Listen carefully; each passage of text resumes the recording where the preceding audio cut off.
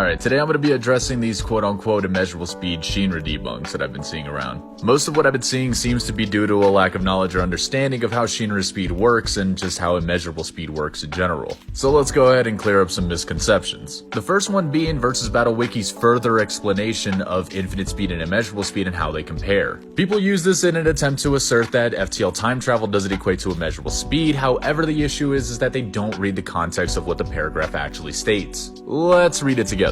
Being able to casually roam around freely across linear time qualifies for immeasurable speed. However, traveling to different time periods through movement is a common feat in fiction that often leads to inconsistencies and has been done via FTL travel or running laps around the Earth faster than it rotates. This can lead to characters being assigned an additional independent speed rating for the ability. This should preferably be evaluated case by case. Please keep note of that last part. The reason why this isn't a valid debunk is because nowhere in this paragraph does it state that FTL time travel wouldn't equate to immeasurable speed. All this is telling us is that movement to different time periods via FTL travel or moving around the Earth is a common feat in fiction and can lead to inconsistencies. Not that it does lead to inconsistencies, which is why they tell us that it should be evaluated case by case. These people that use this as a means to debunk Shinra's speed are the same people that will hypocritically agree that the Flash from DC is immeasurable speed and above. And no, I'm not claiming that Shinra and the Flash are the same speed necessarily. I'm mostly using this as a comparison because both verses have very identical elements in relation to speed and time. A good example of this is the flashback statement stating that approaching the speed of light, time slows to a stop. Weird how that statement sounds familiar.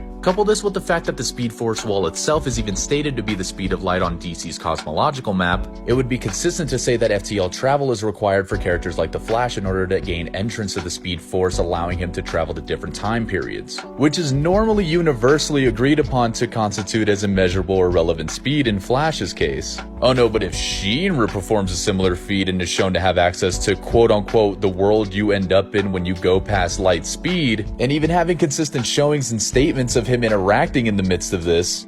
No, it's only stated he's faster than light, you freaking bozo, biased Fire Force fan. Y'all are so damn goofy, bro. Anyways, another debunk that I've heard kind of floating around TikTok is that his speed is subject to his versus physics, which honestly is an uneducated argument, and I'll explain why. I'll try to run through this pretty quickly. In Fire Force, it is assumed to play off of the same physics we do due to the multiple references of Einstein's theory of relativity and Hubble's law throughout the series. The reason this is important to note is because when we pin two characters from different continuities against each other, we typically place them in a neutral verse that utilizes a standard application of our own physics, unless agreed upon otherwise. So for Fire Force characters, nothing would change. And no, this doesn't mean that other FTL or higher characters like Goku and Naruto would then have immeasurable speed. If you want a video explaining why, drop a like and a comment below. Peace.